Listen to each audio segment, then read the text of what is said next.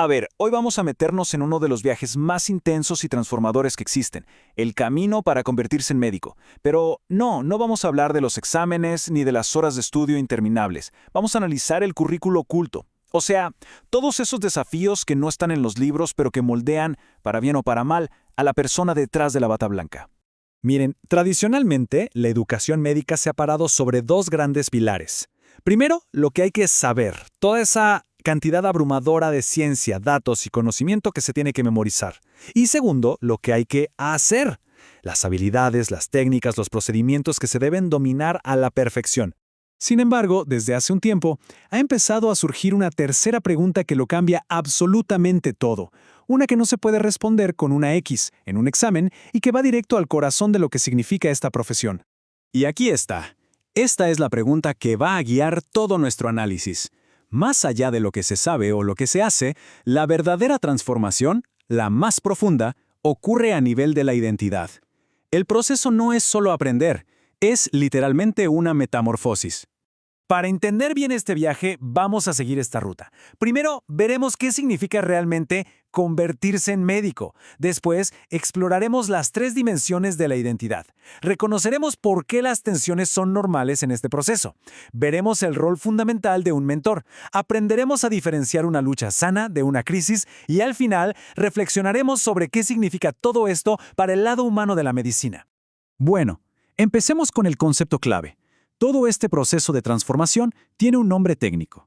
Se llama formación de identidad profesional, o FIP para abreviar. Y esto es mucho más que solo ponerse una bata y actuar como se espera. Es un cambio que ocurre muy adentro. Y la palabra clave aquí, sin duda, es negociación. ¿Por qué? Porque esto no es como recibir una clase, donde el estudiante simplemente se sienta y absorbe la cultura médica. Para nada. Es un diálogo constante. A veces un choque entre la persona que era antes de empezar y la persona en la que la profesión espera que se convierta. Ok, entonces, si es una negociación tan compleja, ¿cómo podemos analizarla mejor? Bueno, los expertos suelen dividirla en tres dimensiones que, y esto es muy importante, ocurren todas al mismo tiempo. No son etapas, son como tres capas de experiencia que se viven a la vez. Primero está el ser, que es básicamente todo el bagaje que trae el estudiante, su cultura, sus valores, su historia. Todo eso no se queda en la puerta de la facultad. Luego está el llegar a ser, que es el proceso activo de chocar y adaptarse a las normas de la medicina. Y finalmente, el pertenecer, que es esa necesidad humana, fundamental, de sentirse parte del grupo, de ser aceptado. Como se podrán imaginar, intentar hacer malabares con estas tres cosas al mismo tiempo no es para nada fácil. Obviamente genera tensiones. Pero aquí viene el punto crucial. Que existan estas tensiones no es una señal de que algo anda mal. Al contrario, son una parte normal y de hecho esperable de todo este proceso de formación. Esta frase de un estudiante anónimo es brillante. Captura a la perfección ese choque. El choque entre un impulso humano, personal, que es la empatía, el querer conectar, y una demanda del sistema, profesional, que es la eficiencia.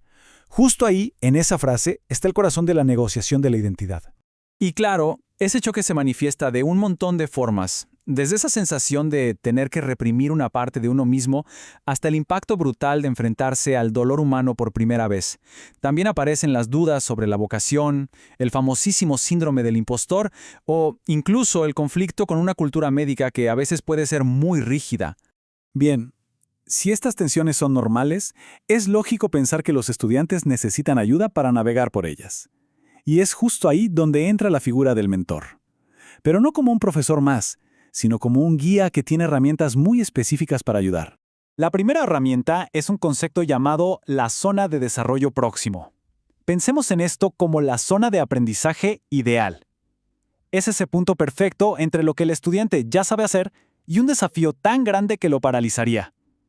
El verdadero crecimiento ocurre justo ahí, en ese espacio intermedio, pero siempre con el apoyo adecuado. Es la brújula del mentor. Y la técnica para trabajar en esa zona se llama andamiaje. Por ejemplo, si un estudiante le tiene pánico a hablar con pacientes terminales, un buen mentor no le da un libreto para que memorice. Primero, explora qué es lo que le frena. Después, lo acompaña en un entorno seguro. Y poco a poco va quitando ese apoyo a medida que el estudiante construye su propia confianza. Es un soporte temporal, no una muleta. La segunda herramienta es entender que la medicina se aprende dentro de lo que se llaman comunidades de práctica, o sea, los grupos sociales, el hospital, el equipo de una especialidad. El mentor aquí funciona como un traductor cultural. Ayuda al estudiante, que al principio está en la periferia, a entender los códigos no escritos, las jerarquías y los valores del grupo para que pueda moverse hacia el centro y sentirse de verdad parte. Pasemos ahora a un punto delicadísimo. Hemos repetido que la lucha es normal, pero a veces esa lucha puede salirse de control y convertirse en una crisis. Quizás la habilidad más importante de un mentor es saber leer las señales para distinguir una cosa de la otra. Para ayudar con esto, se suele usar un marco súper práctico, un sistema de semáforo.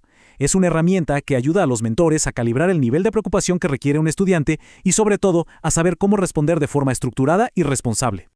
En el nivel verde o normal, un estudiante puede tener dudas vocacionales, pero en general funciona bien. La tarea del mentor es simplemente escuchar. En el nivel amarillo o de atención, ya aparecen señales como el perfeccionismo extremo o el síndrome del impostor. La persona todavía funciona, pero se nota que le está costando mucho. Aquí ya hay que monitorear de cerca. La cosa se pone seria en el nivel naranja o de alerta. Vemos aislamiento, un agotamiento que no se va, un cinismo creciente. Aquí, el mentor debe intervenir activamente y facilitar el contacto con ayuda especializada. Y en el nivel rojo o urgente, si hay cualquier mención de autolesión o una crisis de salud mental, la acción tiene que ser inmediata, coordinada y sobre todo nunca en solitario. Muy bien. Entonces, al final de todo este recorrido, ¿con qué nos quedamos? ¿Por qué es tan importante entender y hablar de este currículo oculto en la formación de los médicos? A ver, resumamos. Primero, que convertirse en médico es un proceso de transformación humana, no solo académica. Segundo, que las tensiones y las luchas son parte normal de ese camino. Tercero, que una buena mentoría puede hacer toda la diferencia. Y finalmente, y creo que es la idea más potente, que para formar buenos profesionales de la salud es absolutamente vital apoyar a los seres humanos que están aprendiendo a hacerlo. Y esto nos deja con una última pregunta, que no es solo para las facultades de medicina, sino para todos como sociedad. ¿Cómo podemos crear un sistema que no solo forme profesionales técnicamente brillantes, sino que también proteja y cultive la humanidad de esas personas que, al final del día, son quienes nos van a cuidar?